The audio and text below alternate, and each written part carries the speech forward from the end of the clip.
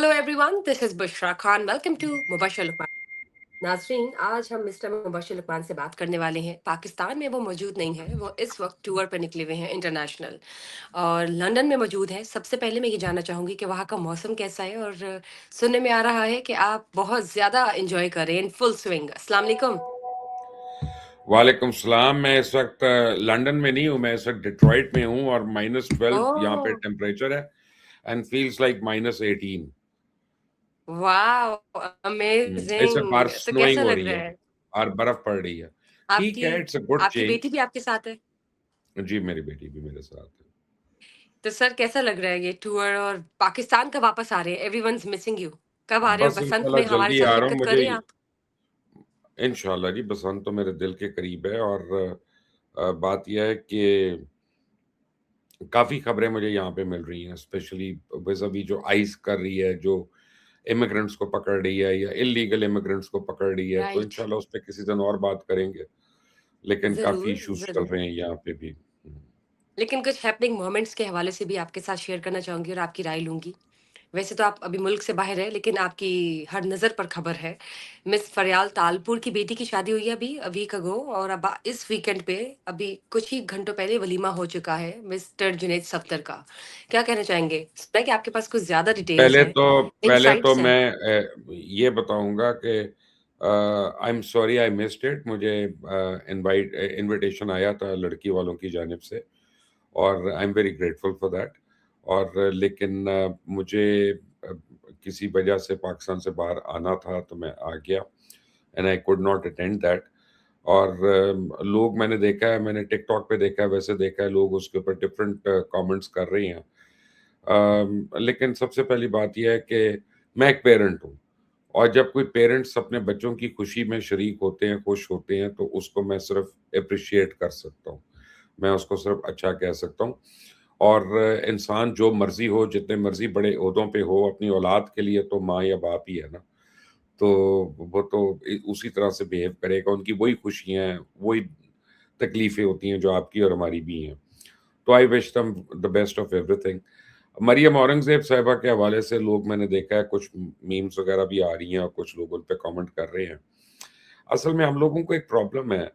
हम लोग जो है ना पूरे मुल्क में औरतों को तो छोड़ दें, औरतों का तो चले एक फितरी हक है। मैं तो मर्दों को जानता हूँ जो 70 साल की उम्र तक बाल डाई करते रहते हैं अपने। बाल डाई करते हैं, दाढ़ियाँ डाई करते हैं और जो है बोटॉक्स कराते हैं और चीज़ें जाके कर रहे होते हैं, छुप-छुपा के बता नहीं रहे होते। लेकिन अगर कोई अच्छा लगे, तो उसको एप्रिशिएट नहीं करना, उसके ऊपर कोई कमेंट दे देना। मैं भी थोड़े दिन पहले पाकिस्तान छोड़ने से पहले मैं मुसद्दिक मलिक साहब के बच्चे का वलीमा था, बल्कि एक फंक्शन पे मेरी मरियम औरंगज़ेब से मुलाकात हुई और मैंने उनको कहा कि माशाल्लाह यू लुकिंग वेरी गुड, क्या किया आपने? तो उन्होंने मुझे बताया कि मैं 2 साल से दो अब 2 साल आप देखें, 2 साल की मेहनत के वो किस तरह से फास्टिंग कर रही हैं और उन्होंने अपना डाइट मुझे बताया तो बड़ा रश का मेज़ डाइट प्लान था। यानी नहीं कर सकता हर आदमी। तो आपको एक दिन की लुक नज़र आ रही है, लेकिन आपको पीछे 2 साल की एक मेहनत जो है। और मैं आपको एक बात कहूँ ट्रू। बुशरा, जब अगर मैं अच्छे कपड़े पहनता हूँ या मैं ड्रेस अप होता हूँ या मैं कोई परफ्यूम लगाता हूँ, चाहे मैं अकेला गाड़ी में जा रहा हूँ, तो उसका ये मतलब नहीं मैं किसी को इम्प्रेस करने की कोशिश कर रहा हूँ, मैं अपने आप के लिए कर रहा होता हूँ। राइट, मैं सेल्फ लव। जब मैं अपना जो है ना, आप यू डू इट बिल्कुल। For yourself. आप फॉर योर दूसरों सेल्फ। को आई मीन मैं तो इस मसलन पाकिस्तान से बाहर फिर रहा हूँ। मैं जीन्स पहनूँ, जॉगर पहनूँ, नंगे पैर जाऊँ, किसी को क्या पता? हु और यहाँ केयर्स, पे तो कोई राइट। पाकिस्तानी भी नहीं है जिस एरिया में मैं हूँ। तो and who gives a dam? लेकिन आप अपने राइट। लिए करते हैं। आप सब कुछ अपने लिए करते हैं और इसको एप्रिशिएट करना चाहिए कि एक आदमी में ये हिस्स है कि वो अपने आप को बेहतर देखना चाहता है, बेहतर लगना चाहता है। There is nothing wrong in that. और उनके ऊपर वो कमेंट करे जो मेकअप नहीं करता, जो डाई नहीं करता, जो बोटॉक्स नहीं करता, जो फिलर्स नहीं करता। और उन्होंने बहरहाल ये कुछ नहीं किया, उन्होंने अपने डाइट प्लान से अपना वेट वगैरह लूज़ किया है, व्हिच इज़ वेरी बहुत अच्छी बात कमेंडेबल। है। And why not? Why not? मैं तो कहूँगा कि बल्कि मैंने मरियम औरंगज़ेब से जो मैंने पूछा था, मैं कोशिश करूँगा कि वही मैं भी डाइट प्लान कर आप सकूँ, ये, क्योंकि हाँ, मैं भी बिल्कुल ओवरवेट बिल्कुल हुआ अच्छी हूँ। बात है। मैं इंस्पिरेशन ओवरवेट हासिल हुआ करनी हुआ बहुत। चाहिए। हुँ। तनकीद नहीं करनी चाहिए। लेकिन नहीं बिल्कुल ठीक है सर आपने कि लोग तनकीद करने के लिए सबसे पहले जंप करते हैं। दे डोंट सी कि पीछे कितनी एफर्ट है और वो किस तरह से ट्रांसफॉर्मेशन जो आई है। जहाँ तक रह गई और बात, मुझे लोग बता रहे हैं कि जी वो फरियाल तालपुर के बच्चे की शादी हुई बेटी की, तो उसपे आतिफ असलम और राहत फ़तेह अली खान थे, इतने पैसे कहाँ से आ गए? तो यार अब ख्वाब देखना छोड़ दो, इतने पैसे तो हैं ना उनके पास। और वैसे मुझे बड़ी हैरत होगी कि राहत ने और आतिफ ने वो वाले पैसे लिए होंगे जो औरों से लेते हैं वहाँ पे। उन्होंने यदि मैं आतिफ को तो नहीं मैं जानता ज़ाती तौर पे, लेकिन मैं राहत को जानता हूँ, मुझे बड़ा मुश्किल लगता है कि उन्होंने वो वाले पैसे लिए होंगे। और इन्होंने औरों को बुलाया, ऑर्केस्ट्रा को बुलाया, शाज़िया मंसूर को बुलाया। Why not? राइट, अपने बच्चों की खुशियों में क्यों ना जिस बुलाएँ? कैपेसिटी में आप कर तो सके आप करें। राइट, इन्होंने कम से कम गैर मुल्कियों को तो नहीं बुलाया, रियाना को तो नहीं बुलाया, जस्टिन बीबर को तो नहीं बुलाया कि जिस पे आप ट्रू, एतराज़ करें। पाकिस्तानियों को बुलाया है इन्होंने। उन्हीं को प्रमोट अपने बच्चों किए। की एंटरटेनमेंट है, अपने बच्चों की एंटरटेनमेंट पे किसी को खुश होने के लिए कोई बहाना नहीं चाहिए और कोई एक्सक्यूज़ भी नहीं चाहिए। एंड आई थिंक हम सबको इस बात पे सिर्फ़ दुआ करनी चाहिए कि अल्लाह ताला इन बच्चों की नसीब और किस्मत अच्छी करे। बिल्कुल ठीक कहा आपने सर, बिल्कुल दुरुस्त बात की आपने। एंटरटेनमेंट पाकिस्तान की एंटरटेनमेंट इंडस्ट्री की बात करेंगे। मिस बुशरा अंसारी और मिस्टर जावेद शेख, वो दोनों किसी इवेंट पर मौजूद थे लेकिन उन दोनों के दरमियान कुछ अनरीज़नेबल कन्वर्सेशन स्टार्ट हो गई। शायद किसी को किसी की बात पसंद नहीं आई, लेकिन आप क्या कहना चाहेंगे इस हवाले से? देखिए, बुशरा अंसारी जो है, मैं जावेद शेख को तो मैं पर्सनली जानता हूँ, बुशरा अंसारी साहिबा को भी जानता हूँ, लेकिन मेरी उनसे कोई पर्सनल मुलाकातें नहीं हैं, मेरी उनसे वही हैं जो जितनी आप यानी सोशली हो जाती हैं। राइट, लेकिन Javed Sheikh is a gentleman. Javed Sheikh एक बहुत खूबसूरत इंसान है और अल्लाह ताला ने उनको बड़ी खूबसूरत पर्सनैलिटी दी है और वो उनको मलका हासिल है कि वो कभी किसी के ऊपर तनकीद नहीं करते, कभी किसी के ऊपर बुराई नहीं करते, कभी किसी के काम में टाँग नहीं अड़ाते एंड वो अपने में रखते हैं।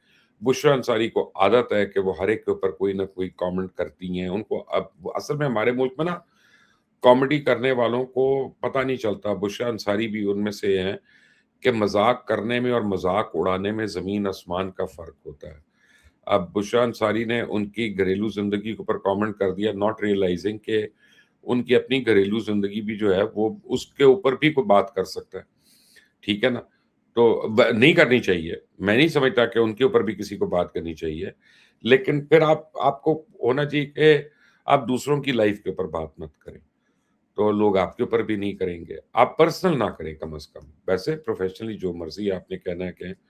Not in good taste, not in good taste. और मैं समझता हूँ कि जावेद शेख जैसा आदमी जो जिसने कभी अपनी ज़िंदगी में कोई चीज़ छुपाई नहीं है, ओपन रखी है, झूठ नहीं बोला, लेकिन किसी के मामलात में टाँग नहीं अड़ाई, ही डज़ नॉट डिज़र्व जो बुशरा साहिबा ने कहा। बिल्कुल दुरुस्त कहा आपने। सर बात करेंगे मिस कंगना रनावत जो हैं इंडिया से है उनका ताल्लुक, she is an Indian actress.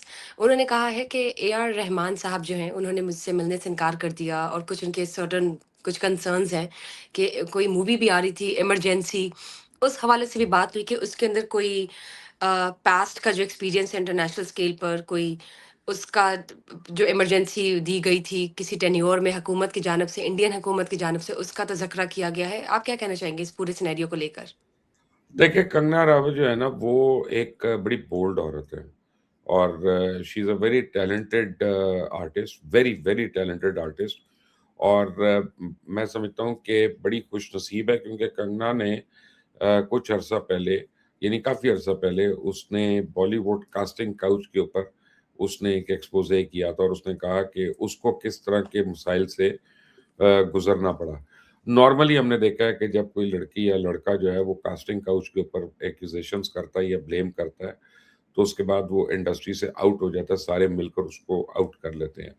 लेकिन कंगना वाज़ सो गुड कि उसको आउट नहीं कर सके। फिर कंगना का अफ़ेयर रहा ऋतिक रोशन के साथ और ऋतिक रोशन जो है वो उसने उसके साथ आप समझें वही करना चाह रहा था जिस तरह एक अय्याश मर्द जो है वो लड़कियों के साथ टाइम गुज़ारता है।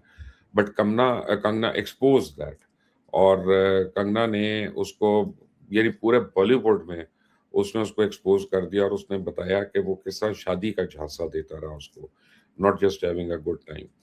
और उसके बावजूद यानी राकेश रोशन को भी सामने आना पड़ा, उस वक़्त वो हयात थे और ऋतिक रोशन जो है वो काफ़ी बैक फुट पे चला गया था। तो Kangana is a very bold girl, जब वो करती है तो फिर वो बड़ा सोच समझ के करती है। एंड अभी तक उसने जितने भी एक्सपोज़े किए हैं उनमें कोई झूठ नहीं आया, कोई गलत बयानी नहीं आई, वरना वो फ़ारिग हो गई होती। तो अब उसने ए आर रहमान के ऊपर कहा है, तो ये तो ए आर रहमान ही इसका जवाब देंगे, लेकिन ये है कि अम, उसका पास्ट एक्सपीरियंस देखते हुए मैं समझूँगा कि कंगना ने कोई गलत बयानी नहीं की है। ठीक। सर, पीटीआई की सियासी जमात की बात करेंगे, पाकिस्तान से रिलेटेड सवाल है मेरा। उनको बहुत ही मुश्किल से इजाज़त मिली है कराची में जलसा करने की, जो कि उनका एक कामयाब जलसा था। We can't deny the fact overall. Karachi में तो उनको मिली इजाज़त, उन्होंने संडे को भरपूर तरीके से किया। पंजाब में ऑब्वियसली उनको अलाउ नहीं है, लेकिन अब उन्होंने एक कॉल का आगाज़ किया है, इसको अनाउंस भी किया है 8 ऑफ फ़ेब 2026। आपको क्या लगता है कि कामयाब होगी या कोई सर्टेन इश्यूज़ हो सकते हैं, चैलेंजेस हो सकते हैं, हुकूमत क्या फेस कर सकेगी? और बसंत भी है उस दिन। देखिए, मैं आपको एक बात बताऊँ कि पीटीआई जो है ना, वो मुझे नहीं पता वो अचीव क्या करना चाह रही है, इस सारी कॉल से। अगर वो चाहती है कि लोग देखें कि हम शो ऑफ स्ट्रेंथ है, हम एक पॉपुलर जमात है, तो वो हैं पॉपुलर। हर एक मानता है इसको, इसमें कोई दो राय नहीं है। अगर वो समझते हैं कि इस तरह वो करके वो हुकूमत को मजबूर कर देंगे और वो घेराव-जलाओ कर लेंगे और वो हुकूमत को तब्दील कर लेंगे, रेजीम चेंज हो जाएगी, तो वो तो नहीं होगा। बिल्कुल भी नहीं होगा। इनके लिए दोबारा 9 मई क्रिएट हो सकता है फिर। So they will have serious issues over there. लेकिन मुझे जो इसमें लगता है इंटरनली सबसे ज़्यादा जो है, ये पीटीआई के अंदर की एक लड़ाई हो रही है जिसकी वजह से ये कॉल दी गई है। अब सोहेल आफरीदी जो है ना वो पार्टी को टेक ओवर करना चाह रहा है अलीमा खान वगैरह से और इन सार बैरिस्टर गौर से और इन सारों से। तो वो ये दिखाना चाह रहा है कि मैं केपीके का वज़ीर आला ज़रूर हूँ, लेकिन मेरे पूरे मुल्क में मेरी एक्सेप्टेबिलिटी है as leader of the party. और वो कॉल देकर वो एक पीटीआई के हलकों को एक शट अप कॉल दे रहा है। ये मेरा ख़्याल में कि मैं तो इसको देखूँगा कि ये पीटीआई की अंदरूनी लड़ाई का शाखसाना है। ये कोई हुकूमत के ऊपर दबाव डालने वाली बात जो है या कोई टॉक्स शुरू कराने वाली बात या डील शुरू कराने वाली बात, ये उनमें से कोई ताल्लुक नहीं है इसका। ठीक हो गया। सर, ये बताएँ, मिस्टर डोनाल्ड ट्रंप की बात करेंगे। उन्होंने पाकिस्तान के वज़ीर-ए-आज़म मिस्टर शहबाज शरीफ को गज़ा बॉर्डर पीस की दावत दी है कि वो उसमें शामिल हों। आपको लगता है वो एक्सेप्ट करेंगे ये इन्विटेशन? करना चाहिए। ये बहुत बड़ी अचीवमेंट है पाकिस्तान की। आज से 2 साल पहले तक पाकिस्तान को कोई अ, हाथ मिलाने का रवादार नहीं था। और एक ज़माना था कि जब इमरान खान की गवर्नमेंट थी कि जो बेस्ट यानी आप समझिए स्वॉन एनिमीज़ थे एक-दूसरे के, वो एक बात पे मुत्तफ़िक थे कि पाकिस्तान के साथ नहीं उन्होंने मिलना। वो रशिया और चाइना हो, सऊदीया और ईरान हो, वो सारे के सारे एक ही पेज पे थे कि पाकिस्तान इज़ ट्रबल। तो पिछले 2 साल में जो हमारी सफारतकारी हुई है, जो हमारे एफर्ट्स हुए हैं, सिविल और मिलिट्री दोनों के, उसमें ये हमारी एक बहुत बड़ी अचीवमेंट है कि हमें ऐसी जगह पे बुलाया गया है जहाँ पे we can raise a voice for peace in in Gaza and for better future of Palestine. Pakistan को ना सिर्फ जाना चाहिए, बल्कि पाकिस्तान को हर मरहले पे शामिल रहना चाहिए, ताकि फ़लस्तीनियों के लिए जो है वो आसानियाँ पैदा हों और वो अपनी आज़ाद रियासत की तरफ वो बढ़ सकें आगे। ठीक। सर, ईरान और अमेरिका के दरमियान ज़ाहिर है खदशात ऐसे ही थे कि शायद जंग हो सकती है। लेकिन अब ये समझ में नहीं आ रहा, हालात ऐसे थे कि अभी अगले 2 सेकंड में जंग शुरू हो सकती है। ईरान भी अलर्ट था। इवन कि मिस्टर डोनाल्ड ट्रंप ने कैटेगोरिकली अपने यूएस सिटिज़न्स जो ईरान में मुकीम थे उनको कहा था कि you may leave and you can come to America any time.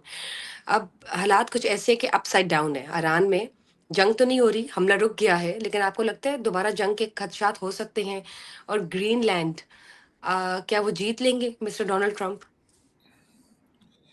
देखिए बड़ा 2 मुख्तलिफ सवाल हैं। पहली बात तो ये है कि ईरान पे जंग के बादल अभी तक हैं। ये तो नहीं है कि जंग ख़त्म हो गई है। लेकिन ईरान में जो जंग रुकी है उसकी सबसे बड़ी वजह अरब ममालिक की इंटरवेंशन है, जिसमें यूएई सबसे पहले है, सऊदी अरेबिया भी है, कतर भी है, सारे हैं। क्योंकि ईरान ने कहा था कि फिर मिडल ईस्ट में जहाँ-जहाँ अमेरिका के इंटरेस्ट हैं, हम उन सब पे हमला करेंगे। तो यूएई तो उनसे 30 मील दूर है, तो वो इज़राइल तक पहुँच के उन्होंने दिखा दिया है, वहाँ तक पहुँच सकते हैं। तो यूएई में तो अगर उन्होंने 2 मिसाइल भी मार दिए, तो यूएई की जितनी इकोनॉमिक फ्लाइट है, वो सारी उड़ जाएगी हवा में और वहाँ से सारे इन्वेस्टर्स जो हैं, वो बाहर भाग जाएँगे, तो उनको अपने लेने के देने पड़ गए थे। तो इस वजह से इन्होंने इतनी स्ट्रांगली वेंशन की। दूसरी चीज़ ये है कि रज़ा पहलवी जो साबिक बादशाह के बेटे हैं, उनको ईरानी कौम ने बाकायदा रिजेक्ट कर दिया है, जो इज़राइल के एजेंट के तौर पे सामने आए और पता चला कि इज़राइल ने उनको पैसे दिए हैं कि वो वहाँ पे रेजीम चेंज के ऊपर काम करें, बादशाहत लाने के लिए काम करें। उन्होंने अनाउंस कर दिया था कि हम आते ही इज़राइल को रिकॉग्नाइज़ कर लेंगे और सारों के साथ ताल्लुकात नॉर्मलाइज़ करेंगे। तो ईरानी कौम जो है ना, वो अपनी रेजीम के बड़े खिलाफ है और वो इस सख्ती के खिलाफ है, लेकिन वो बड़ी क्लियर है कि इज़राइल को उन्होंने कहाँ पे लिखना है। तो इज़राइल को के लिए इतना ओपन स्टेटमेंट्स दे के जो थोड़ी बहुत पॉपुलैरिटी थी वो रज़ा की, उसने वो भी ख़त्म कर ली है और उसमें इतने सत्तू नहीं है कि वहाँ जाके कुछ कर सके। जहाँ तक ग्रीनलैंड का ताल्लुक है, तो there is many a slip between the cup and the lip, लेकिन डोनाल्ड ट्रम्प की जो ख़्वाहिश है वो ये है कि अगले इस नवंबर से पहले वो कर लें जो भी उन्होंने करना है। क्योंकि नवंबर में कांग्रेस के इलेक्शंस हैं अमेरिका में और इस वक़्त मैं अमेरिका में देख रहा हूँ कि एक आम तासुर ये है कि डेमोक्रेट्स जो हैं वो मेजॉरिटी जीतेंगे। तो अगर डेमोक्रेट्स मेजॉरिटी जीतते हैं तो डोनाल्ड ट्रम्प जो यूनिलैटरल डिसीजंस लेते हैं, वो डिसीजंस इतने पॉसिबल नहीं होंगे। उनको कांग्रेस जो है ना हर बारी उनके लिए रोड़े अटकाएगी और उनके लिए मुश्किलें पैदा करेगी। तो टेक्निकली स्पीकिंग अगले 6 महीने जो हैं डोनाल्ड ट्रम्प के वो बहुत ही इम्पोर्टेंट हैं कि उन्होंने अगर वेनेज़ुएला में कुछ और करना है, अगर उन्होंने क्यूबा और कोलंबिया में भी जाना है जो उन्होंने अनाउंस किया हुआ है, अगर उन्होंने ग्रीनलैंड और कनाडा को भी जो धमकियाँ दी हुई हैं, उन पे अमल दरामद करना है, तो यही 6 महीने हैं जिसके अंदर वो कर सकते हैं। एंड मैं इसके ऊपर कमेंट नहीं करना चाहता क्योंकि बज़ाहिर तो सफ़ारती तौर पे हम देख रहे हैं कि ऐसा करना मुमकिन नहीं है। वो एक खुद मुख्तार रियासत है और अमेरिका के पास कोई बहाना नहीं है वहाँ पे आने के लिए। लेकिन हमने ये देखा कि सफ़ारती चीज़ें जो हैं वो इस सदी में ज़रा पसे पुश्त हैं और अपने आप के जो थॉट प्रोसेस है वही ओवरकम कर लेता है, चाहे वो नेतन्याहू के ज़ुल्म और बर्बरियत को आप देख लें, आप नरेंद्र मोदी के बर्बरियत को देख लें और वेनेज़ुएला के ऊपर जो किया अमेरिका ने डेल्टा फ़ोर्स भेज के वो भी आप देख लें। तो उसमें सफारतकारी जो है वो तो बिल्कुल ही पस-ए-पुश चली गई। लेकिन आपको मैं एक बात ऐड कर दूँ नाज़रीन के लिए कि इंडिया को बहुत बड़ा थप्पड़ पड़ा है जो ईरान ने चाबहार से इंडिया को निकाल दिया। और ये अमेरिका ने ईरान को तड़ी दी थी कि अगर तुमने ईरान से ना निकले, तो हम मज़ीद 25% टैरिफ लगा देंगे।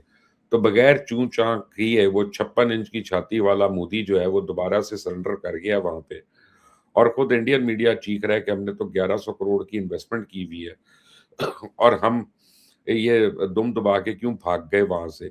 ना सिर्फ ये हुआ बल्कि दूसरी तरफ चाइना ने एक और वैली इंडिया की कब्ज़ा कर ली है और काफ़ी एरिया उनका टेरिटरी जो है कब्ज़ा कर लिया और इंडिया की फ़ोर्स जो है, एक गोली चलाए बगैर वहाँ से पीछे हट गई है।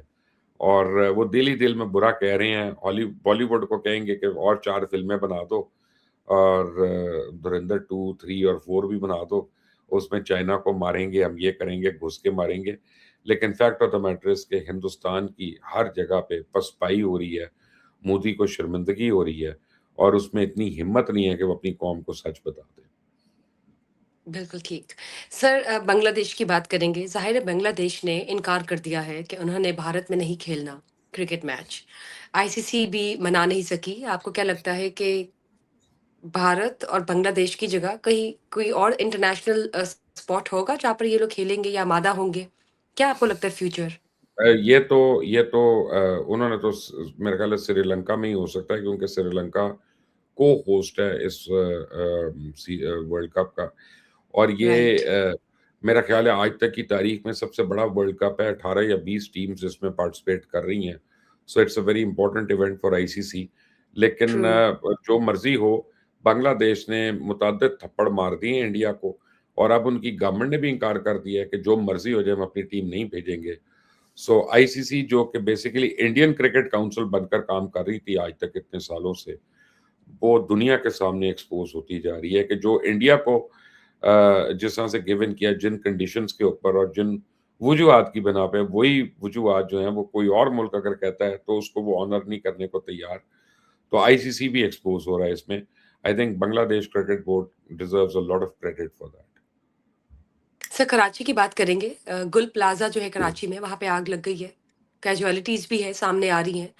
इसके अलावा एक और केस है मिस्टर जावेद इकबाल, जिन्होंने मोलेस्टिंग की थी 100 बच्चों की, कुछ इस तरह का जो वाक़या है। कोई और भी ऐसा शख्स है जिसको पकड़ा गया है जो बच्चों के साथ कुछ अनरीज़नेबल क्राइम में मुलविस था, जिनसी तशद्दुद कह सकते हैं या हैरेसमेंट कह सकते हैं? देखें, 2 मुख्तलिफ चीज़ें हैं। जो कराची में बिल्डिंग की आतिशज़दगी है ना, वो तो मुझे पता चला है कि अभी तक उसमें और बड़े लोग ट्रैप्ड हैं और सही कैजुअल्टीज़ का हमें पता नहीं है।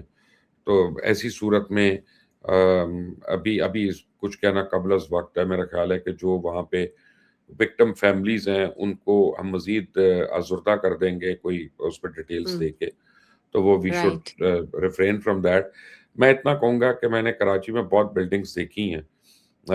खुद मैं एक चैनल पे काम करता था, उसकी बिल्डिंग भी ऐसी ही थी कि जो बड़ी खस्ता हाल में थी, और उसकी वायरिंग जो थी ना, वो बड़ी ही लूज़ किस्म की थी, और वो एक चलता-फिरता, आप समझें, टाइम बॉम्ब है कि वो कभी भी शॉर्ट सर्किटिंग होनी है और फिर उसने पूरे का पूरा लपेट में ले लेना है। अच्छा, फिर जब इतनी पुरानी बिल्डिंग होती है, उसको आग लगती है, तो वो कोलैप्स करती है या उसकी छतें गिरती हैं कोई। तो क्योंकि वो बज़ाते खुद खस्ता हाल होती है, तो उसमें लोग और मज़ीद ट्रैप होते हैं, कैजुअल्टीज़ की तादाद बढ़ जाती है। राइट, अब मुझे नहीं पता कितना पॉसिबल है, लेकिन government should make a crack down against such buildings and electricity distribution. और लोगों ने कुंडे भी लगाए हैं, कराची में तो बेइंतहा कुंडे लगे हुए हैं।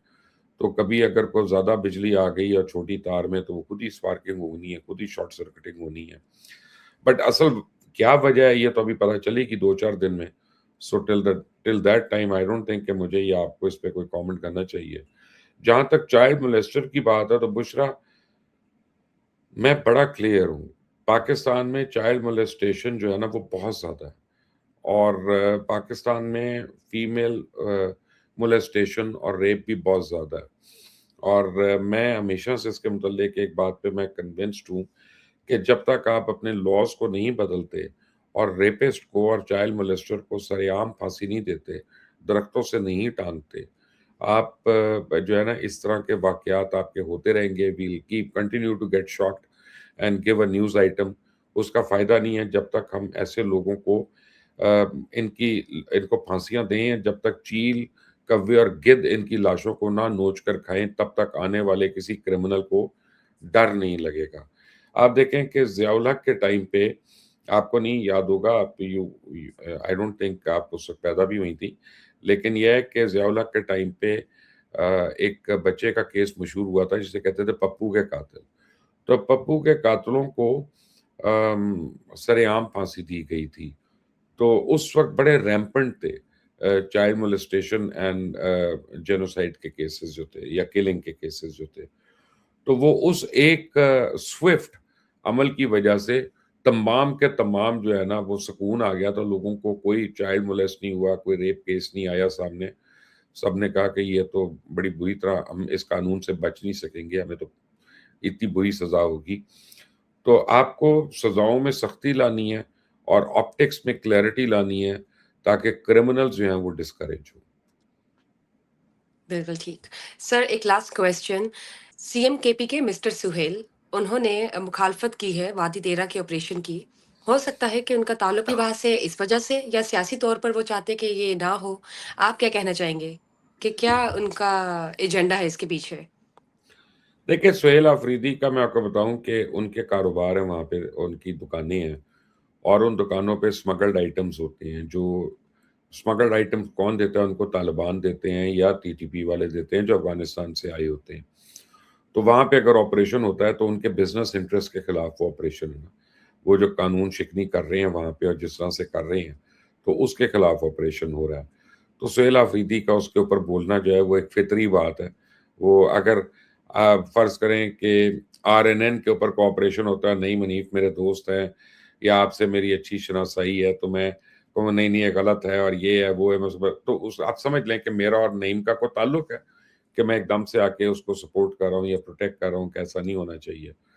तो सुहेल अफरीदी का भी कुछ इसी किस्म का मसला है और अब वक़्त आ गया है कि उनको अपनी ज़ाती 2 नंबर कारोबार की जगह पाकिस्तान की 1 नंबर पोज़ीशन का सोचना चाहिए और पाकिस्तान के लिए ही जो है ये ऑपरेशंस हैं और ये उनके चाहने या ना चाहने से रुकेंगे नहीं, ये भी मैं आपको बता दूँ और either Suhail Afridi can be a part of it or he will pay the price.